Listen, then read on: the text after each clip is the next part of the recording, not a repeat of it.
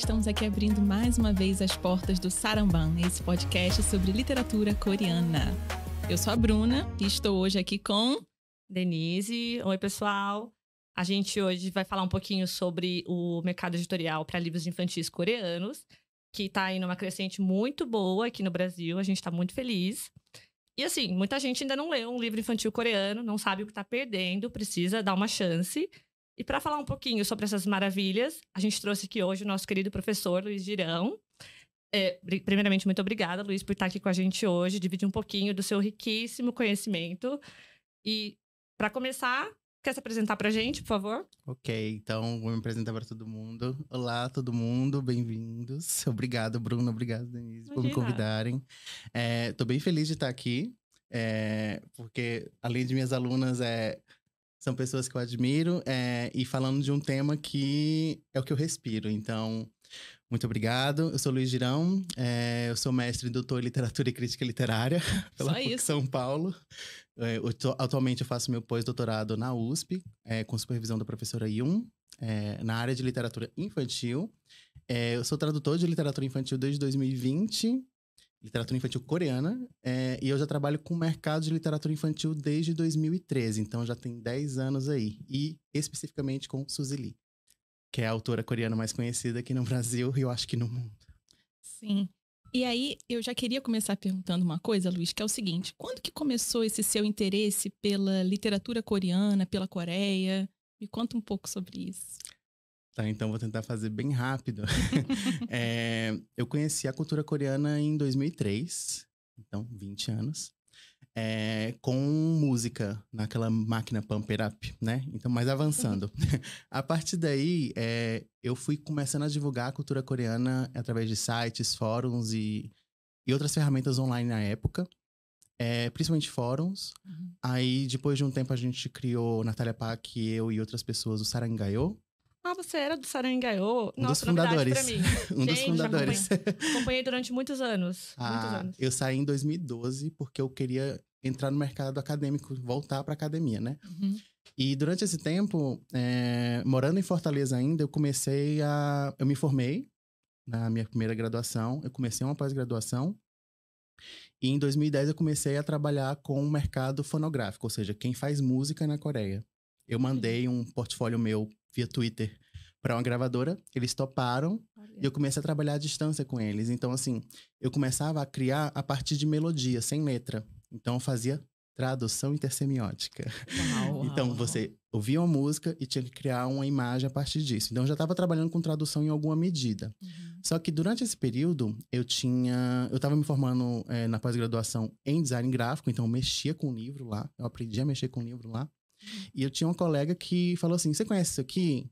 Aí era um livro da Suzy Lee. E um colega de trabalho lá também. Você conhece isso aqui? E a Suzy Lee, gente, que coincidência. União de astros. E aí era o Onda. Essa belezinha aqui. Que foi um lançamento mundial em 2008. Mundial. Lançou na Coreia, nos Estados Unidos, na França, aqui no Brasil. E aí eu fiquei, e se a literatura não tem palavra?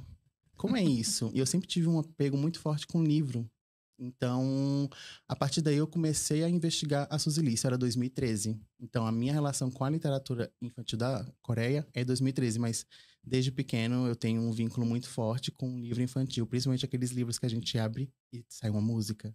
Uhum. Aí você passa a página, toca outra música. Então, essa questão intermediática, né? Em termos acadêmicos, sempre teve comigo. E desde o começo foi a Suzy Lee que te fisgou, então, né? Foi a Suzy Lee que me fisgou para a literatura coreana. E aí foi nesse contato que depois você decidiu fazer mestrado na PUC, São Paulo? Isso. Foi isso.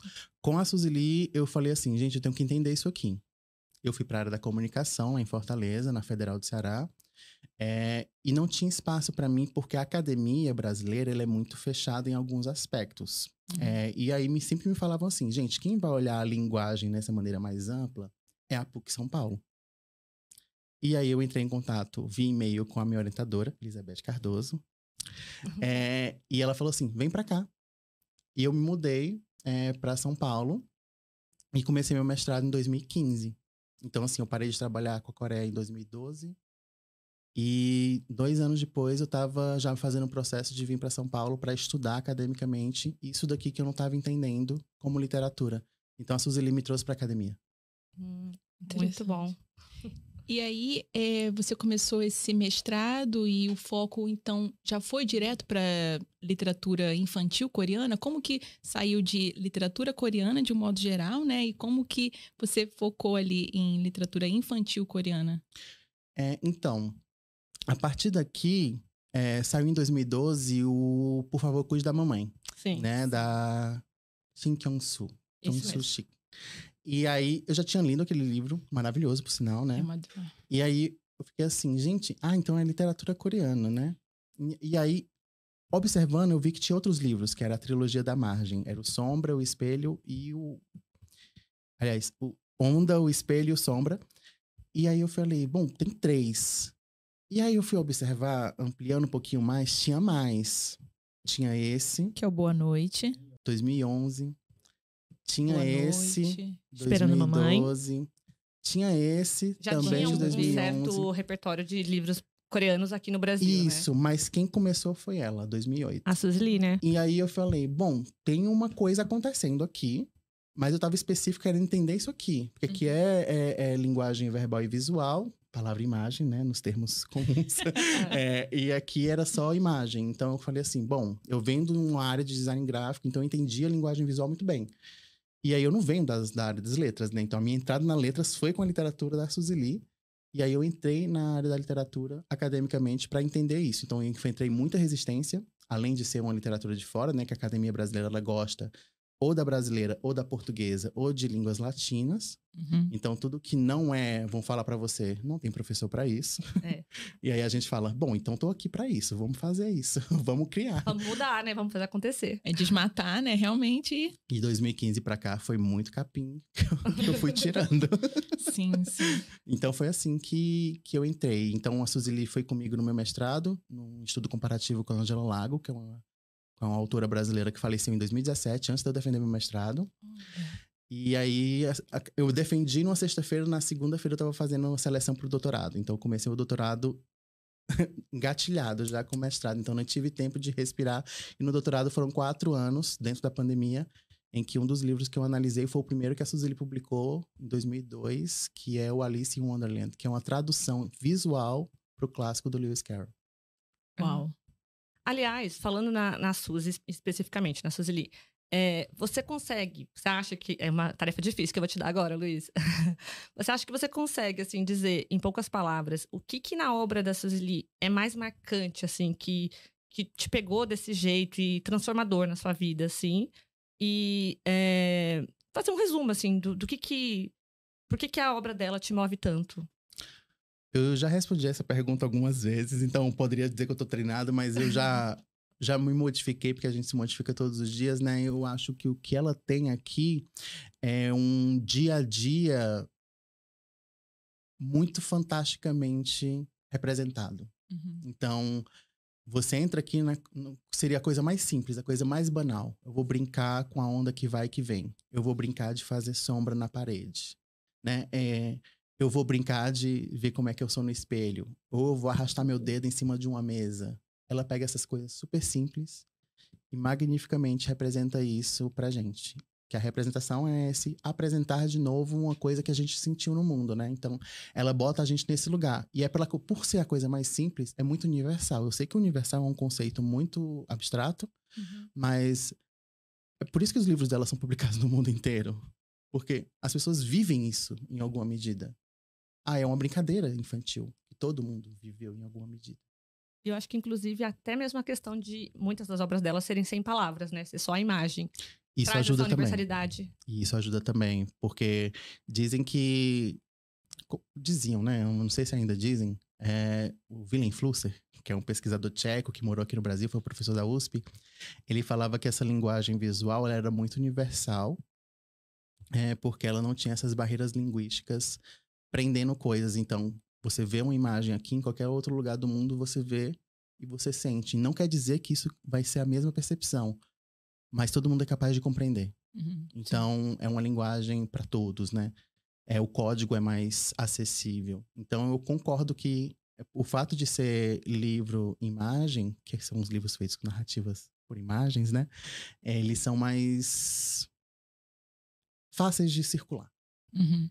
E assim, numa visão assim, até bem leiga, né? Porque também eu não sou criança, mas assim, a gente convive eu convivo com crianças. Mas e já tudo. fomos. E eu convivo com muitas crianças, assim. E quando eu pego uma obra dela, por exemplo, A Onda, e realmente você volta na memória, porque vai ali cada passinho que aquela criança tá fazendo, a curiosidade vai despertando. E na gente, assim como nas crianças, né? Eu acho que é muito acessível a obra dela. Incrível. Ela desperta esse lugar de... Por ser representação, é isso, né? Porque a memória, ela é uma representação daquilo que foi gravado na nossa mente, né? Então, representação. Então, em alguma medida, a representação artística, ela mexe com memórias. Nossa, muito incrível. E é muito legal que, assim, os livros dela, a depender, claro, do seu histórico e da sua idade, você interpreta de formas muito diferentes, né? Então, imagino que até para as crianças coreanas seja uma experiência maravilhosa ler Suzy Lee, né? As brasileiras também. Então, é isso universal, né? Que você tinha mencionado. O livro dela, que foi publicado em 2012, né? A Trilogia da Margem, que foi publicado pela Kozak Naif, a convite da Kozak Naif. Hoje em dia já tem outras línguas, mas no Brasil não foi reeditado.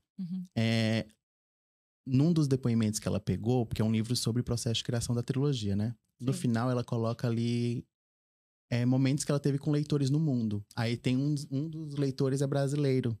Aí ela descreve lá como é que o brasileiro reagiu ao livro dela, e depois ela vai e pega uma pessoa na Austrália, como uma criança na Austrália, como foi que reagiu, e você vê. Tem as diferenças, mas é meio que a infância. Sim. É infância, é momento de descoberta, é momento de contato, é momento de apreensão do mundo, de conhecer o mundo. Principalmente as que não são alfabetizadas ainda, que tem toda uma linguagem que é delas. Nossa. É muito lindo, né? São verdadeiras obras de arte, né? Sim. Essa é a mais pura verdade. Literatura é arte. Aliás, falando em ser obra de arte, a gente percebe que o mercado de livros infantis é muito diferente no Brasil e na Coreia. Você acha isso também? Acho, concordo. Fala um pouquinho pra gente sobre isso. Por que de toda essa diferença, né? Acho que você pode começar assim, Luiz. Primeiro falando como que a Suzy Lee não vista, mas é recebida lá, como é recebida aqui, e depois pode partir para expandir. Então é importante, na verdade, marcar o fato de que eu trabalho como agente literário também, né? Além de pesquisador de literatura coreana infantil, eu trabalho como agente literário. Então, eu apresento obras coreanas para editoras brasileiras. Então, eu estudo o mercado coreano e estudo o mercado brasileiro. Então, por isso que eu consigo dizer isso, e isso não quer dizer que é 100% a verdade. Certo. Porque todo momento editorial, ele muda. Sim. Então, por exemplo, atualmente existem tendências que eu posso me desenvolver aqui daqui a pouco. Mas sobre a recepção de Suzy Lee. Suzy Lee chegou aqui no mundo em 2008. Esse não é o primeiro livro dela, tá? Onda. Esse livro aqui é depois de 6 anos de carreira. Então, assim, ele foi um lançamento mundial. Vendeu 100 mil cópias em um ano. E aí você pensa, é um livro infantil sem palavras. Vendeu 100 mil cópias. Mercado editorial. É impressionante. É impressionante. Aí você pensa que isso foi sucesso no mundo inteiro. Então tem algo aqui que toca no mundo inteiro. Lá e aqui. Mas agora, especificamente, eu poderia dizer que existe uma diferença sociológica de como nós brasileiros vemos o que é um livro infantil e como coreanos veem o que é um livro infantil. Os coreanos, hoje em dia, eles entendem isso como uma forma de arte. Mas isso foi construído desde os anos 80 até agora. A gente aqui no Brasil não tem isso. Quem estuda isso, vê assim. Mas quem estuda isso não é a maioria. Sim. Então, enquanto a gente que é especialista vê isso aqui como uma obra de arte, o leitor brasileiro mediano não vê. Vê isso aqui como algo para usar. Vou botar meu filho para aprender a ler e a interpretar, porque ele tem que responder uma prova, ele tem que fazer um vestibular e tem que trabalhar. Essa é a lógica brasileira. Na Coreia não quer dizer que não tem essa lógica de que o filho tem que aprender a ler. Mas lá existe um espaço e um pensamento que isso aqui é arte, então isso aqui é apreciação. É um momento de silêncio. Existem escolas no Brasil que tem isso, ainda bem, mas não é a maioria. Porque a maioria não é pensada para isso.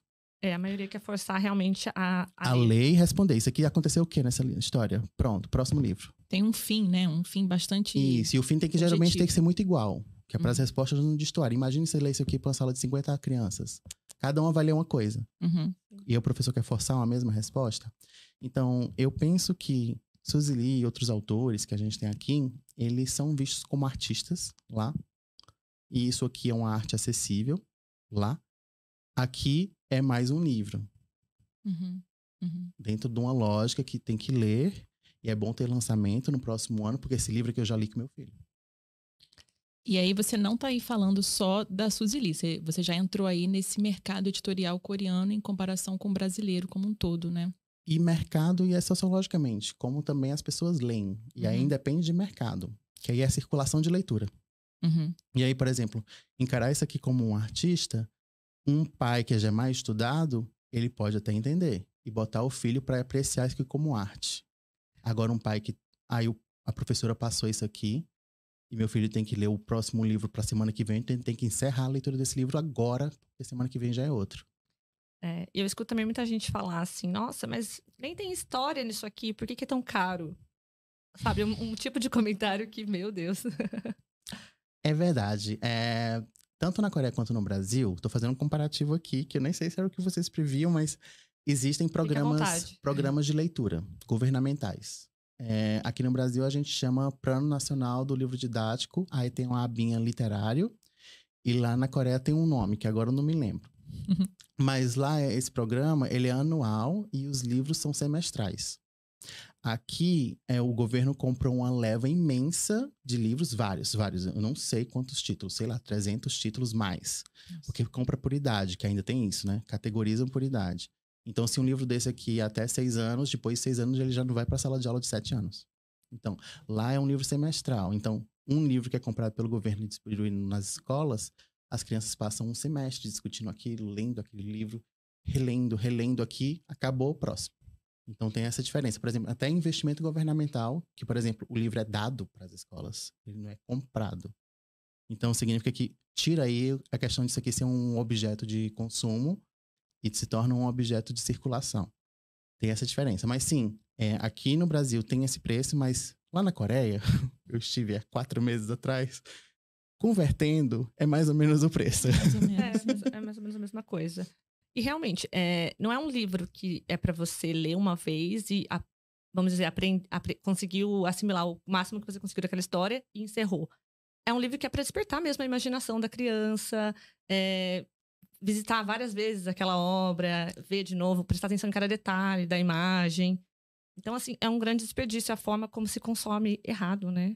Eu penso sempre que, aí falando, né, eu nem sou da USP, mas sou, né, USPiano, Antônio Cândido falava que a literatura tem que libertar a gente, né, e ela é um direito. E a literatura, ela é esse lugar onde a gente entra pra gente se entender, não é pra gente interpretar a história. Então a gente entra numa história e a gente se projeta ali dentro. E quando a gente sai modificado, porque a história nos modificou, porque foi intencionado assim. Então, se tá formado de um jeito a personagem, a gente se projeta ali. Será que eu já vivi assim? Aí você imagina você naquela situação. Por isso que quando o adulto lê um livro infantil, ele se coloca lá. Como era que eu era criança? Aí ele não tá vendo a personagem, ele tá se vendo. E quando ele sai da história, ele reviveu o que ele sentiu enquanto criança. Isso no caso da literatura infantil. Mas a literatura em geral é esse lugar onde a gente entra para sair transformado. Porque a gente entrou num local onde pensaram, você, leitor, vai entrar, você vai se projetar. Quando você sair, você vai falar, eu vivi isso. Não foi a personagem, não foi o narrador, o enredo, pouco importa. Eu vivi isso, essa experiência aqui. Então, quando tiram isso, essa possibilidade de você viver isso, que é quando você tem a subjetividade, né? A sua resposta individual, que não é coletiva, que não responde a uma única pergunta, que todo mundo tem que acertar, aí a gente está no campo da arte. Sim. É aquilo que você fala, né, nas aulas, que o texto tá ali, né? As palavras estão ali postas, mas quando a gente lê, cada um tira, né, as reações, as emoções, porque é a gente se projetando ali, né? Então, não tem essa de que o personagem sentiu isso, o personagem sentiu aquilo. É você se projetando nesse personagem, você sentindo como se você estivesse realmente na história. Isso é a beleza da literatura de modo geral, né? É uma leitura conjunta, porque o texto está lá, Você entra e tá lá as palavras definidas para você, no caso só do texto verbal, né? Sim. No caso do visual também tá definido, então você segue isso. Só que quando você sai, você falou, eu segui o que foi um maestro me conduziu por aqui, mas quem fez a música fui eu, porque fui eu que passei a página. Sim. Inclusive, nos livros infantis, tem isso não só na questão da imagem, mas da própria forma como o livro físico se apresenta, né? Eu acho que você, como agente literário, tem trago muitas coisas legais aqui pro Brasil. Eu já tive a experiência de ver nas aulas até alguns livros, aquele livro que vira uma sanfona e vai Imensa, esticando, a coisa né? mais Linda, linda. linda. Então, assim, é uma experiência mesmo, né? Com o livro. Deixa eu mostrar então a experiência com o livro aqui, já que à estamos aqui vontade. falando disso. Fique totalmente à vontade. Essa trilogia tem o mesmo formato. Trilogia da Margem. Ele é um formato retangular, certo? Uhum. Só que vocês estão vendo que para ler o título, eu tenho que fazer assim. Sim. Uhum. Logo, esse formato retangular, ele não abre assim. Ele abre assim. E ele ganha na minha frente o quê? Um panorama. Então você lê daqui para cá. Você se demora. Certo? Certo. Aí quando vai pro segundo livro, que é o espelho, ele já é de abrir retangularmente nesse formatinho, né? Aqui tá a lombada, você abre. Então a gente já vê que ele é mais curto, né? No comprimento comparado a esse. Quando esse aqui tá aberto. Então esse daqui a gente tem que ler mais rápido. A gente já passa a página mais rápido do que esse aqui. Esse aqui a gente se demora para passar a página. Isso é uma leitura visual. E a gente se demora nisso. Então veja, é o mesmíssimo formato.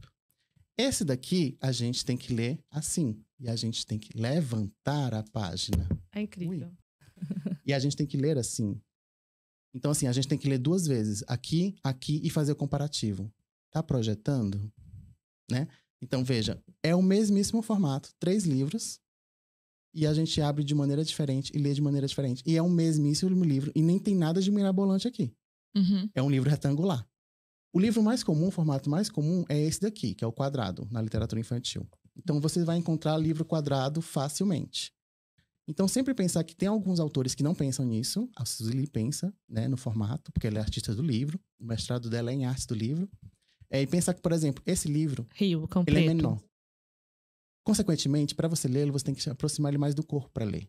Então, ele é um livro mais íntimo. E ela pensou, tem que ter formato de diário. E o tamanho de diário. Gente, sensacional. São as linguagens, né? Realmente, não é só...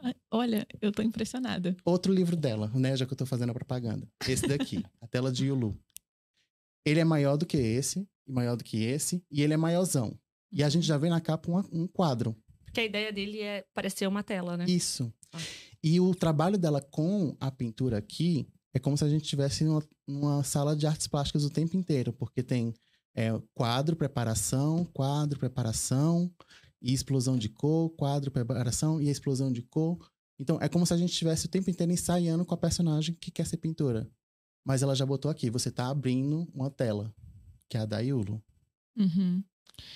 Isso, assim, a Suzy pensa nisso por conta dessa formação dela e tudo. Mas, como você falou, alguns escritores não pensam nisso, né? E aí, é uma curiosidade de leiga mesmo, né? Tem algum setor que fica responsável mais por essa parte visual dentro do mercado editorial de livros infantis, infanto-juvenis? O design gráfico. O design gráfico. E ele pode intervir dessa forma. É melhor fazer dessa forma, abertura por cima, de lado e tal. Essas coisas assim de abrir por cima, às vezes não é o comum, não. O que acontece? Mercado editorial de livro infantil. Mundialmente, de livro, né? Livro. Mundialmente surge ali nos anos 50, 60, Estados Unidos, França. Aqui no Brasil nos anos 70. E aí, lá na Coreia, nos anos 80. E o que é que tinha nesse mercado? O escritor, que é a figura clássica da literatura. O ilustrador, que não é uma figura clássica, mas que se torna, porque veem que as crianças preferem ler quando tem ilustração. E aí tem a pessoa que tem que juntar esses dois, que não se conheciam. E aí é um design gráfico. Essa figura que antigamente era apenas do editor, que falava assim, isso aqui vai com isso, isso aqui vai com isso, ganha nessa profissão do design gráfico, que é uma profissão que ganha espaço a partir dos anos 40, mundialmente, e que nos anos 80 se firma. E quando a gente vê o mercado editorial crescendo, essa figura é chave até mesmo em momentos autorais. Porque ela fala assim, aqui essa ilustração fica melhor, maior, menor. Ou então mais afastada do texto. Ou então tem muito texto, escritor, diminui o texto.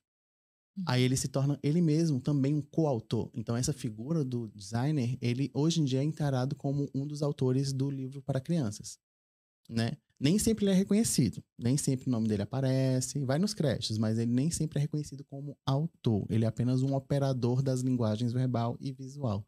Mas tem essa pessoa que bota essas duas linguagens tradicionais juntas, porque a ilustração é conhecida como museu. A letra é conhecida na literatura. Então juntou duas artes numa, com uma outra, que é a do design. Então essa pessoa, o designer, ele cuida disso. E nem sempre o autor e o ilustrador têm a mesma, o mesmo reconhecimento, né? Eu sei que, assim, pelo menos na Coreia, me parece que isso fica de igual para igual. Isso desde o começo. Desde o começo. Aqui, não me parece muito isso. Parece que o ilustrador fica em um nível abaixo, assim. E o design gráfico, então, nem se fala, sabe? Eu não sei se é uma impressão de fora, assim, de leiga. Não é só de fora, é uma realidade. Vou mostrar materialmente aqui. Esse livro aqui, Esperando a Mamãe. A gente vê o tamanho do nome do autor. A gente vê o tamanho do nome do ilustrador. Isso aqui é uma decisão editorial. Sim. Significa que o ilustrador... Já mostra a importância, né? Então isso aqui é materialmente... Esse livro tem 11 anos. Ele entrou pro PNBE, Plano Nacional da Biblioteca na Escola, então foi para a biblioteca do país inteiro. Então, assim, a gente vê aqui que o nome do escritor é mais importante do que o nome do ilustrador. Mas o que é que a gente mais lê nesse livro? Imagem. Curioso, né? Mas essa é na versão brasileira. A coreana também é assim, você sabe dizer? Então, nas edições coreanas, o que é que acontece? Eu vou trazer aqui um livro que a gente traduziu, tem nosso nome aqui, que é um livro da autora Igumi Kakojon. Botaram Kojo-en-su, mas é Kojon-su. Princesa Indomável. Aqui tá um nome igual para igual. E esse aqui é uma produção de 2022, 10 anos depois. Aqui já tem um pé de igualdade. Na Coreia, desde o princípio, em 1980, aparecia nome do escritor e nome do ilustrador. Aqui no Brasil, nos anos 80, era capaz de aparecer apenas o nome do autor. Um livro ilustrado e sem o nome do ilustrador. Então, essa é uma diferença de reconhecimento. Mas aí a gente entra mais uma vez em todo o fato de que lá é reconhecido como forma de arte e aqui é apenas um produto para ser consumido de maneira geral. Não estou generalizando, dizendo que todo mundo pensa assim, mas de maneira geral é um produto para ser consumido, ou seja, para ser lido e próximo. Entendi. Até nessa perspectiva que você falou agora, de como que é visto lá e como é visto aqui. Isso entra também o seu trabalho com a agência, né? Com a Ará. Aí vamos falar um pouquinho sobre como que surgiu a fundação da agência e, assim, como que funciona essa questão de você pegar a obra lá, licenciar para cá e o que você precisa manter, o que você consegue manter, coisas assim. Dá para entrar um pouquinho nessa parte? Vou até pegar esse livro aqui. Eu fiz um curso na USP em 2020, em fevereiro, antes da pandemia.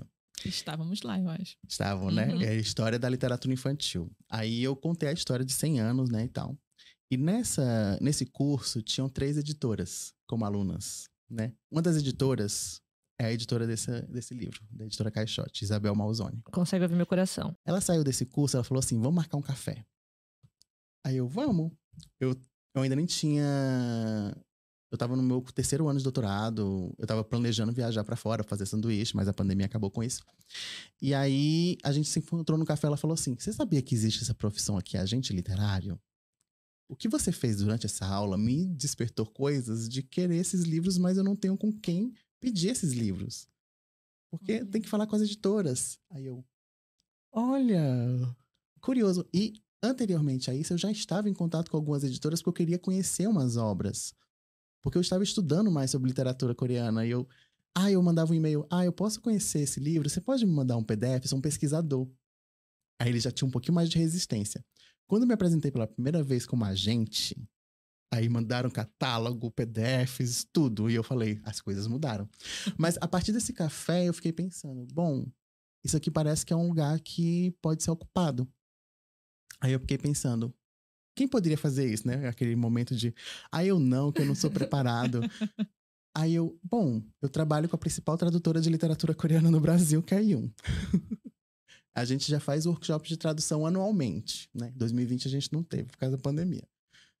Aí eu pensei, Yoon, e se eu começar como agente e você se tornar conselheira de traduções? Eu estava começando também a traduzir. Uhum. Aí, vamos fazer. E aí a gente oficializou isso em 2020, em outubro. E a gente começou apresentar esse livro para a editora. Eu pedi o original. Então, esse é o trabalho do agente. A gente contata a editora brasileira ou a gente olha uma editora brasileira e fala, esse catálogo aqui merece um título infantil coreano. Aí, entra em contato com as editoras coreanas que têm um perfil parecido. Pede os originais, se apresenta, sou agente, trabalho com isso, traduz e tal. E no começo eu tava muito verde, então eu tava tudo muito experimentando. Do tipo, eu tô começando agora como agente, o que vocês acham de me mandar pra eu traduzir e apresentar? E, vamos, mercado brasileiro, vamos, não tem ninguém fazendo. Aí eu... Então começou assim, pedia os originais, analisava os originais, né? Então li em coreano e falava assim, esse aqui funciona pro mercado brasileiro. Por que funciona pro mercado brasileiro? Porque eu já conheci o mercado brasileiro. Exato. Então eu falava, bom, esse aqui funciona, esse aqui é ousado. Talvez, se eu ousar e tentar, eu consigo. E assim foi. E aí eu comecei, apresentado, aí alguns dão certo, alguns não. E depois que a gente apresenta, a gente começa o processo de negociação. Um processo de negociação demora uns 3, 6 meses. Fecha o título, compra, licencia, né, no caso. A editora brasileira licencia o título coreano. Depois de licenciado, a gente vem para a tradução. Aí traduz, tem todo um processo coletivo de tradução. Aí depois que é aprovado, a gente entrega a tradução para a editora. E aí depois, no máximo, o trabalho do agente fica em... manda esse e-mail para a editora para ver se pode ser essa palavra, ou se a gente pode alterar um pouquinho o tamanho. Por exemplo, Balas Mágicas, ele é maior em coreano. Precisou ser diminuído por questões de gráfica no Brasil. Porque lá na Coreia, as gráficas são de altíssima qualidade e são lá mesmo. Né? Aqui no Brasil, a gente precisa, algumas vezes, mandar para fora para mandar por causa de algum tipo de papel especial. Ou as gráficas daqui, às vezes, são limitadas em maquinário. Então, o livro tem que ser um pouco menor, com outro tipo de papel. Então, esse tipo de coisa, a gente também faz a mediação. Nossa, é muita coisa.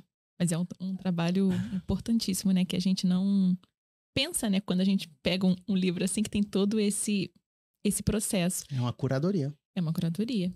E então, assim, na área cultural, o primeiro livro que vocês traduziram e trouxeram foi esse, né? Consegue Ouvir Meu Coração, foi? Esse foi porque a gente primeiro fechou o contrato. O que a gente primeiro traduziu foi o Rio. O Rio. Em 2020. Esse aqui foi em 2020 e ele foi lançado em 2021. Uhum. E desde então, quais outras obras vocês já trouxeram? Pra gente divulgar também. Então tá bom. Que saiu primeiro foi o Rio. Que é da Suzy Lee, que é da né? Suzy Lee pela Companhia das Letrinhas. Uhum. Aí logo na sequência saiu outro Suzy Lee pela Kaikai, com o Cao Wen-chuan, que é esse ganhador do Hans Christian Andersen chinês. A Suzy Lee é uma ganhadora do Hans Christian Andersen de 2022. Então foram esses dois aqui primeiro. Esse em 2021. E daí saiu esse daqui em abril de 2022, da Igumi, Ko Jong-sun. E aí saiu Balas Mágicas. E depois saiu Eu Sou Cachorro, ambos da Bequiná, mas por editoras diferentes. Como eu falei, eu era um agente iniciante. Então, eu fechei esse livro com uma editora e logo depois eu fechei esse com outra editora. E hoje em dia você não faria isso? Você não aconselharia isso? Não, é bom ter uma família de autor num catálogo. Por exemplo, a grande maioria dos livros da Suzy Lee são da companhia. Sim. Uhum. Esse aqui é da Kaikai. Uhum. Mas eu fechei esse aqui antes de traduzir esse. E, então aliás, são essas coisinhas. O da Bequiná mesmo, porque os dois livros eles conversam, né? Isso, então, são livros irmãos. Ser publicado por editoras diferentes é um pouco estranho mesmo. Isso gera essa curiosidade de todo mundo. Falam, vale, mas é o mesmo personagem daquele outro livro, mas aquele outro livro é da companhia. Ou esse livro aqui é da Amélie. Então, é porque esse daqui estava sendo negociado antes de eu negociar esse com a companhia. Nossa Senhora. Então, coisinhas que a gente iniciante passa, né? Aí depois desse saiu o Consegue Ouvir Meu Coração, que também é um livro-imagem. Aí a editora falou, né? Eu agradeço, o Luiz Girão, aí pediu também para eu escrever a orelha do livro, né? E aí agora a gente acabou de 18. Ai, fresquinho. Amanhã, né? Tem esse aqui, Piscina? que vai sair Piscina. pela companhia, que é um grande clássico também da literatura infantil coreana, da Ji-hyun. E aí vai sair agora, no final desse mês, 2 bilíngues pela editora Kaikai. Rolando e... Igualzinho. E no mês que vem vai sair mais um da Bequiná, que é Picolé de Lua. Muitos lançamentos esse ano. Isso. Eu tô muito animada. Então, assim, a gente começou a entender um pouquinho como que o agente literário, né, trabalha, o que é ser agente literário. E o que eu fiquei muito curiosa, assim, é para saber, você, enquanto agente literário, quais desafios mais, assim, foram marcantes para você nesse contato? Editora brasileira, editora coreana? O que mais é trabalhoso, é dificultoso? Tá, então eu vou falar só de 2 casos. Um de uma editora brasileira e um de uma editora coreana. Tá bom. Eu encontrei com editoras coreanas quando eu estive lá, né? Aqui no Brasil, nas reuniões que eu tive com uma das editoras, eu estava apresentando alguns livros e aí um deles tinha uma arma. E a editora falou, não dá. A editora brasileira. A editora brasileira falou, esse livro não pode, por causa da arma. Não era porque a editora não queria, é porque o público leitor brasileiro é muito conservador. Curiosamente, né? Exatamente. Teve toda essa... Enfim, não vamos entrar nesse meio. Mas não pode ter arma em livro infantil. Então a editora falou, isso aqui não pode. Aí você fica, mas na Coreia pode.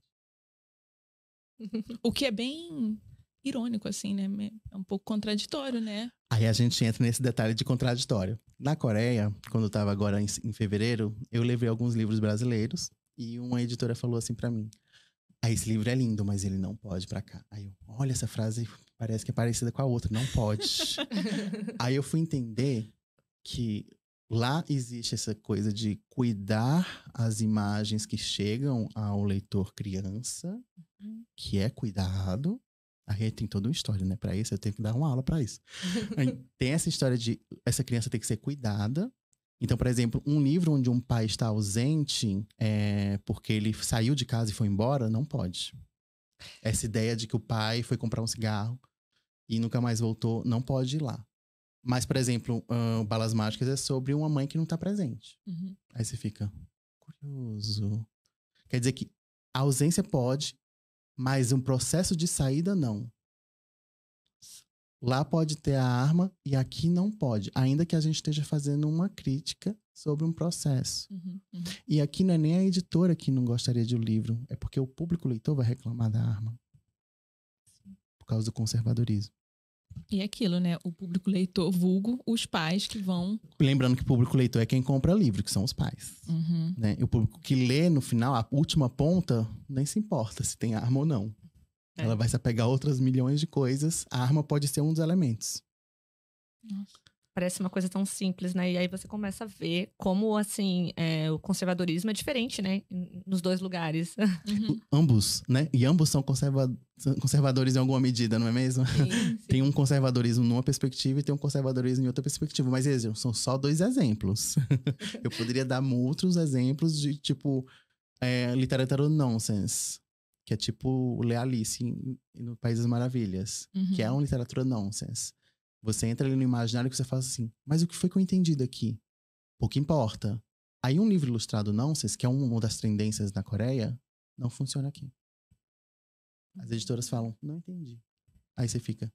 Mas eu acho que isso também entra um pouco até na questão que a gente tinha falado no começo, né? Que aqui no Brasil tem essa coisa de o que você tirou dessa história? O que você aprendeu? O uso da leitura. Então você não pode ter um livro nonsense que é pra só criatividade, imaginação, um momento de entretenimento, prazer.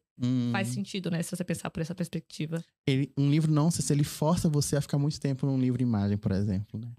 Um livro-imagem você pode sair e falar assim, eu entendi isso. Um nonsense você vai falar assim, não entendi nada. O que eu vou responder na prova? Isso é uma coisa que eu achei curiosa que tem lá e aqui não funciona. Então aqui, por exemplo, eu já parei de apresentar esse tipo de livro. Isso é uma decisão de agente. Você falou agora há pouquinho que você levou alguns livros brasileiros para apresentar para editoras coreanas. Então você está cogitando fazer essa ponte para os dois lados agora, mas ainda Isso, já iniciei, mas é aquele negócio. Professor, pesquisador, orientador, e aí trabalhando como agente, né? Então, a parte do agenciamento, eu sempre separo alguns dias na semana para eu trabalhar nisso, e eu digo pra todo mundo com quem eu convivo, eu tenho meu horário da Coreia, que geralmente é de madrugada. Então eu trabalho 3 turnos, 2 brasileiros e um coreano. Então esse horário coreano é o trabalho geralmente que eu tô traduzindo, ou que eu tô mandando e-mail, trocando e-mail com a editora coreana, que é quando eles respondem, né, obviamente. Tirando dúvida de coisa mais rápido, que geralmente são, por exemplo, a gente precisa mudar esse papel. Tem que ser para 2 dias. Fala com a editora, aí você manda para 5 editoras da mesma editora. Gente, alguém aprova isso aqui? Rapidinho, tem que ser rápido. Então, é uma coisa que a gente tem que fazer urgente. Tem coisas que a gente negocia de semanas, aí demora mais, mas esse processo de traduzir para lá é uma coisa que tá demorando um pouquinho mais agora. Mas eu já iniciei, eu já apresentei algumas obras coreanas na Coreia, mas eu não tive tempo de apresentar mais desde que eu voltei. Desde que eu voltei, eu só continuo apresentando obras coreanas para editoras brasileiras. E com essa sua experiência de agente, você consegue definir, então, mais ou menos, o que uma editora brasileira curte de livro infantil coreano ou de livro infantil geral e o que elas abominam, assim, elas não querem que venha? O que elas não querem que venha... Bom, eu dei um exemplo aqui, né, de uma tendência que é a literatura nonsense, mas o que elas querem é essa exploração do visual. Porque os artistas coreanos fazem isso de uma maneira muito livre e fora da caixa, isso aqui é só isso. Não quero dizer que os ilustradores brasileiros façam isso. O que eu quero dizer é que como eles veem isso, como eu falei, como eles entendem isso como arte, a coisa vai para outros lugares. Em vez de fazer uma ilustração que está ilustrando apenas o texto, duplicando apenas uma representação. Então, você está lendo um texto e na ilustração tem isso. Isso aí a gente fala que é o livro com ilustração, né? Aí, por exemplo, um livro desse... O Piscina, né? Para ele chegar aqui e fazer isso aqui, eles entraram na piscina. Só que você esquece que isso aqui é a piscina. Você acompanha as personagens nesse mundo imaginado. Isso aqui é uma liberdade criativa na linguagem visual, na imagem, que os coreanos fazem muito bem. Então, as editoras brasileiras querem isso. Então, acho que até agora, mesmo esse, que é um livro que tem mais texto verbal, mais palavra, né? As ilustrações, elas são muito fora da caixinha. As personagens, elas são muito fora do padrão, bonitinho, é meio garranchado, é meio fugidio. Então, há uma liberdade no traço visual que é o que as editoras brasileiras querem. Agora, os temas, às vezes, eu acho meio curioso. Posso falar uma coisa que pode ser contraditória? Mas, por exemplo, esse aqui foi uma grande aposta. Criança Zumbi, né? Sim. A editora trouxe pro Brasil, porque o drama fez sucesso aqui no Brasil. Esse livro, ele só tá editado na Coreia e no Brasil. Esse livro não deveria existir, né? Porque ele foi criado no drama. É para o drama, né? É do drama. Ele saiu do drama, Ele né? saiu do drama porque o público que assistiu o drama na Coreia queria ler os livros. E aí eles saíram. Só que acontece, veio a coleção e um livro que tem esse, quando a mãe se flagela para se entregar ao filho zumbi porque ele não tem mais o que comer, uma cena dessa, trauma nos leitores brasileiros, nos pais, né? Não nas crianças, nos pais. E os pais ficam horrorizados com isso. Então a gente já sabe que, por exemplo, cenas como essa, os pais brasileiros não querem. E é o que as editoras fazem? Melhor não. E aí veja que as decisões editoriais têm muito a ver com o público consumidor. No caso desses livros, né? São 5, né? São 5 livros, isso. Eu acho que acabou sendo sucesso de venda porque os fãs do drama, os adultos que compraram, né? Para a própria coleção, assim, não foi especificamente para ler para uma criança. É isso que eu ia perguntar, se realmente alguma criança consumiu esses livros. Essa é uma boa pergunta. Ou se foi só o público que realmente assistiu o drama, acompanhou os episódios. Olha, eu comprei os livros e eu apresentei para minha sobrinha, né? Que ela tem 7 anos. O que ela mais gostou foi o do Cão Alegre, porque eu acho que são as imagens mais bonitinhas que tem, né? Uhum. Não é tão grotesco, vamos dizer, como o Criança Zumbi ou os outros. Mas, assim, aos poucos ela foi gostando também dos outros, mas ela, de início, ela achou um pouco, assim, impressionante. Mas, assim, também ela é uma criança que gosta, por exemplo, de Coraline, né? E não é toda Nossa. criança que gosta de Coraline. Eu não gosto de Coraline até hoje. Eu tenho. Então, Que já gosta de um toque mais gótico, né? Uhum. Por exemplo, esse livro aqui, não sei como é que a gente tá de tempo, gente. Mas Temos esse um aqui, mais um tempinho. ele é um conto de fadas clássico, o formato dele, né? Uhum. Se a gente lê esse livro, a gente fala assim, gente, eu já ouvi essa história em algum lugar. Então, são 3 personagens, tem uma bruxa, tem um processo, a jornada do herói, meus alunos de letras. A jornada do herói, a gente chega no final, tem uma resolução. Só que assim, esse aqui, para um leitor comum, ele falaria, é mais um livro de conto de fada. Uhum. Só que a complexidade disso daqui, que esse aqui é o livro que representa as 3 personagens do drama, né? É o livro que Esse é o fecha. último livro, né? É o último episódio. Você pensa, esse livro aqui encanta mais quem assistiu o drama do que a criança daqui. Total. Então é um livro que ele tem uma complexidade que vai além do livro, porque ele pega a complexidade do drama. Então, por exemplo, essa coleção eu achei uma aposta da editora de trazer. A gente não está envolvido com isso, não fomos nós que fizemos agenciamento nem tradução. Uhum. Foi traduzido do coreano, como eu falei, só existe na Coreia e no Brasil. Então, é outro caso que a gente pensa, gente, mas olha só na Coreia e no Brasil que tem esses livros. Que sucesso. É um sucesso. E aí você pensa, será que livro ilustrado é só para criança? Não, porque eu Definitivamente. compro pra mim. Na verdade, às vezes eu também. levo pra casa e deixo na estante. E a minha sobrinha quer pra ela. E eu falo, esses são meus. Uhum. Esse é da colecionadora, né? Esse não dá, querida. Uma coisa que eu descobri na Coreia é que eles categorizam. Tem uma categoria que é livros ilustrados para mulheres. Olha. Então, existem uma faixa etária, no mercado editorial lá, que é de 20 a 40 anos, que consomem livro ilustrado para elas. Então, são os livros que você lê e você fala assim, é super sentimental, emocional e tal, mas é livro ilustrado, mas ao mesmo tempo você fica assim, será que lendo para uma criança isso aqui funcionaria bem? Aí você vê como isso daqui não é só para criança. Definitivamente não. Eu acho que todos, inclusive os que estão aqui.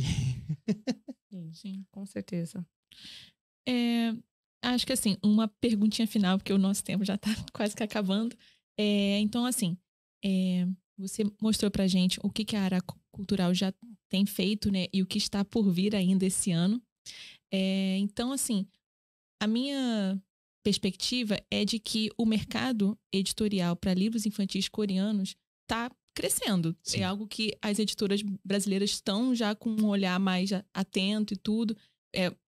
É certo pensar isso? É algo fundado ou é uma questão mais assim minha? É algo real. Uma Uhum. coisa que eu sinto, além de todos os contatos que eu recebo de editora brasileira. Porque, por exemplo, cada livro que sai, eu recebi o contato de editoras brasileiras. Você faz isso? Você pode me apresentar uns? Então, existem editoras que se animam muito e algumas continuam. Elas querem continuar com isso. Então, elas negociam comigo, a gente vai apresentando e tal. Às vezes a gente não faz a tradução, mas a gente faz o licenciamento. Às vezes a gente não faz o licenciamento, mas a gente só faz a tradução. Uhum. Então, existe esse processo aí que acontece. E é real. Por exemplo, agora eu tô com esse livro saiu nas redes sociais e já recebi uma editora falando, me apresenta uns. Então, assim, cada livro que sai, eu recebo contato de editoras falando, eu quero conhecer. Então, vai aumentando o número de editoras. O que acontece? Algumas editoras demoram mais no processo de comprar e publicar. Uhum. Né? Porque esses licenciamentos são de 5, 7 anos, mais ou menos. E algumas editoras demoram, 2 anos para publicar. Então, tem livro que tá comprado, mas que aí a gente só vai ver daqui a um tempo. Nossa. Mas, assim, é real o fato de que está aumentando, está. Uhum. E também é real o fato de que a gente precisa de mais tradutores. Porque o que acontece? Com essa Hallyu que a gente chama 4.0, aí o pessoal dos estudos coreanos vai me corrigir ou não, se é 4.0, se é 5.0, essa ideia de consumir a cultura coreana através de narrativas, e aí bota música, bota drama, bota literatura, bota evento cultural que conta uma história, tá aumentando. Então as pessoas não querem apenas a literatura, porque a literatura envolve tudo que é o escrito, né? Então pode ser ficcional como não ficcional. Então, obras não ficcionais, como acabou de sair, né? Eu quero morrer, mas no céu não tem pouquinho. Sim. Esse livro não é ficcional, mas esse livro é um sucesso de vendas. E ele chegou pro Brasil rapidamente. Chegou da tradução direta, né? Veio do inglês. Veio do inglês, mas ainda assim ele veio muito rápido. Super. E tá fazendo muito sucesso. Ele tá vendendo muito e você pensa, é um mercado que pode ser integrado se tiver mais tradutores e pessoas mais especializadas também nisso. Eu não sou um especialista nessa área de não ficcional. Eu sou de ficcional. Então, o que eu estou tentando agora, nesse momento, é ampliar do infantil para o juvenil. Isso é uma coisa que eu tô fazendo. Mas eu, por exemplo, eu não me arrisco ainda a botar meu pé no ficcional geral, que chamam de literatura adulta, né? Eu ainda não botei meu pé aí, não. Por mais que eu tenha, a minha grande orientadora seja tradutora de poesia. Mas eu, por exemplo, não me arrisco na poesia, por mais que o que eu traduza seja basicamente poesia, porque são pouquíssimas palavras, né? Ainda assim, é um mercado que cresce, tem pessoas querendo, mas falta tradutor. Estamos aí pra Estamos estudando, estamos no caminho. Estamos se formando para isso. Sim, com certeza. Acho que temos, né? Temos um episódio. Foi. Okay. Adoramos, viu, Luiz? Muito obrigada por ter vindo, por ter dividido com a gente toda essa experiência. Ai, obrigado. A gente vai querer contar com você em vários outros episódios, porque você tem muita coisa pra falar. Mas esse assunto não termina aqui, né? Claro que não. A gente vai ter mais um episódio focando mais nos livros infantis. Então, para quem tá aí ouvindo, assistindo, fique ligado que em breve, então, sai o próximo episódio com o nosso convidado, Luiz Sanceninho. Muito obrigada mais uma vez. Então, me dá. E é isso. Tchau, gente. Tchau. Até a próxima. Tchau.